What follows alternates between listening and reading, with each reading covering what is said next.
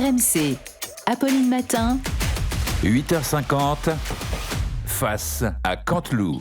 Tous les jours, l'info revisitée par Nicolas Canteloup. Vanessa Perret, procureur, était à mon micro ce matin. Patrick Balkany, tiens, vous voulez lui dire un mot? Bonjour. Eh bien, je dis bonjour Madame Perret, c'est Monsieur Levallois. Oui. Ben écoutez, un peu d'humour, ça fait pas de mal. Ben, c'est Apolline qui a commencé, hein, en vous disant, alors vous n'aimez pas les pépitos?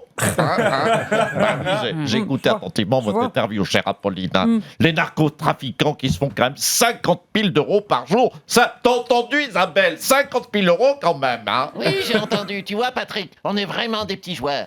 Ah ben, tu m'étonnes. Les gars, ils reviennent du Maroc avec des kilos de shit, hein? Tu vois, je t'avais dit qu'il fallait en ramener plutôt que s'emmerder avec ton service à tagine. Oh, Isa, t'es dur avec moi. Il est très bien, mon service à tagine. 50 000 € par jour? Non, mais t'imagines, mais faut qu'on arrête de frauder le fisc. Il y a beaucoup mieux à faire. Vous avez entendu, Madame la procureure. Grâce à vous, avec Isabelle, on va arrêter de frauder le fisc. C'est beau. Merci, Monsieur Balkany. Sans plus attendre, on retrouve Marc-Olivier Fogiel pour les titres de l'actualité. Bonjour Marco. Bonjour Apolline, bonjour à tous, bonjour à mon collègue Thibaut Texer qui se lève aussitôt que moi, carrément, 1h30 le matin.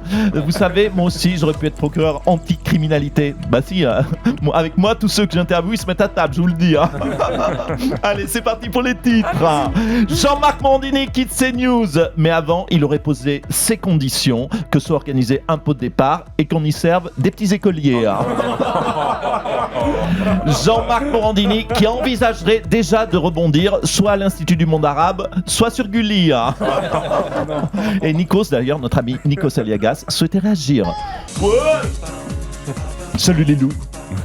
Salut à tous, bonjour à tous, c'est Nikos et bienvenue dans l'émission qui cartonne en ce moment, La Star Accusée. Oui. Oh oui, le jeu de mots il est beau. L'émission qui cartonne, La Star Accusée, deux stars accusées nous ont quitté coup sur coup cette semaine, Jack et Jean-Marc. Alors, bien sûr, on croise les doigts pour qu'ils connaissent le même destin que tous les anciens candidats Starac, c'est-à-dire qu'on ne les revoit plus jamais à la télé.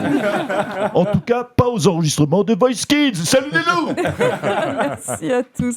Sarah Knafo poursuit sa campagne municipale à Paris. Éric Zemmour, ce week-end, elle était interrogée sur le prix du pass Navigo par des journalistes. Elle s'est trompée, elle a dit 52 € par an au lieu de 91 € par mois. Non mais arrêtez. Arrêtez de dénigrer ma Sarah, elle fait une super campagne, surtout pour une femme, pardon.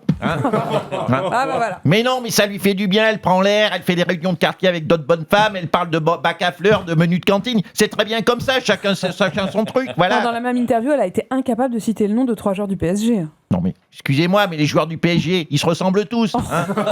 Mais pardon, mais déjà de près. Ils sont pas faciles à distinguer, mais de loin. Hein, si on voit pas leur numéro dans le dos, ben on est paumé, pardon. En tout cas, vous faites bien la distinction quand même. Pas su dire combien la Ligue des Champions, le PSG, combien de Ligue des Champions le PSG avait gagné. Vous pouvez relire la question, c'est le bordel. Ouais, c'est vrai. Ouais, mais arrêtez. Évidemment, poser des questions pour le de foot pour une bonne femme, c'est des questions pièges. Voilà. Hein, c'est comme si moi vous me demandez de vous citer les meilleures salles de fitness. Hein. On lui demande d'être maire de Paris, pas de remplacer Daniel Riolo. Hein, voilà. Merci Éric Zemmour. La maire de Paris, Anne Hidalgo, qui préside aujourd'hui son dernier conseil de Paris.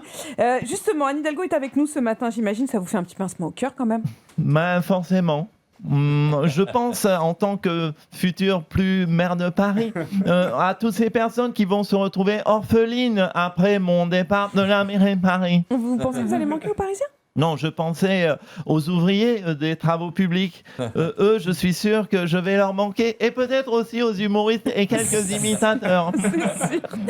Un mot rapidement sur la campagne des municipales en cours à Paris. J'imagine que contrairement à Sarah Knafo, vous, Anne Hidalgo, vous connaissez le prix d'un abonnement Navigo. Bah, évidemment, madame Maher.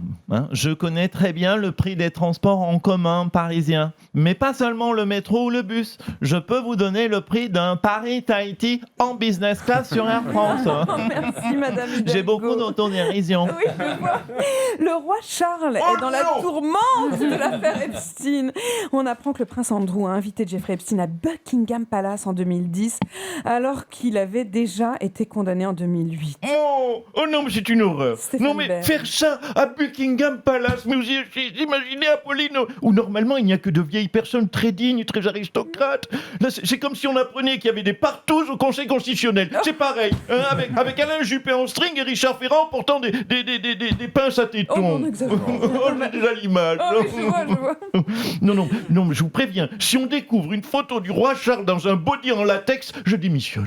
Ah oui, j'abdique de mon poste de grand chambellan catholique de la monarchie. Plusieurs médias britanniques appellent le roi à présenter des excuses aux victimes d'Epstein. Oui, mais écoutez, Charles hésite, parce qu'il faut quand même un peu relativiser. Hein.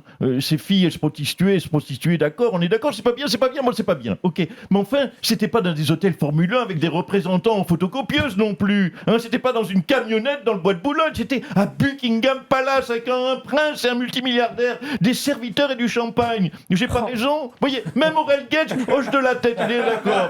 Parce qu'il le sait, dans une camionnette, il le sait Aurel Gage, c'est pas le même confort. C'est mieux comme la C'est du taquin. Merci Nicolas. Face à Canteloup que l'on retrouve dès demain à 8h50 comme tous les jours sur RMC et à tout moment en podcast. Le temps est venu de reconnaître et que moi, François Hollande, je suis un tombeur, allons. Le temps est venu de reconnaître Que moi, Nicolas Sarkozy, alors j'ai toujours été innocent. Le temps est venu de reconnaître. Pourquoi c'est trop théâtral, chérie?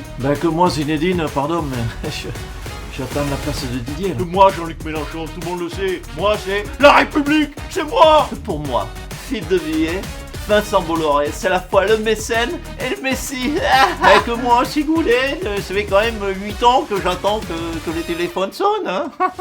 Que comme chaque année, c'est quand même un scandale que moi, qui a Mbappé, j'ai toujours pas reçu le ballon d'or. Que moi, François Bayrou, j'avais raison depuis le début. Tout est de la faute des boomers. Que moi, Marine Le Pen, je suis plus doué pour l'élevage de chats que pour les débats du second tour.